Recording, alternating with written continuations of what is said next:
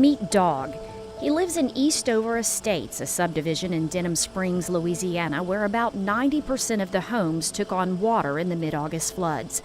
Dog has a makeshift distribution center for donated supplies just outside of his flood-damaged trailer. I'd open up at 6:30 in the morning and close at dusk. 7 days a week. Where do you work? I work everywhere. I'm a trim carpenter. Right now, I'm doing trim carpenter. What about your home? Sitting right over there. I haven't even touched it. I don't want to touch it.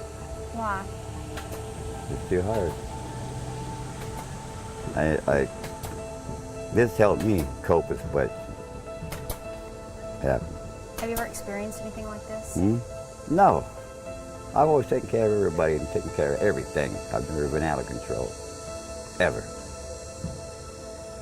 Well, got my ass kicked this time. Did you go into a shelter? No. What am I doing in a shelter? You've been here the whole time? Yeah. Sure have. Can't help nobody in a shelter. They got help with all they need.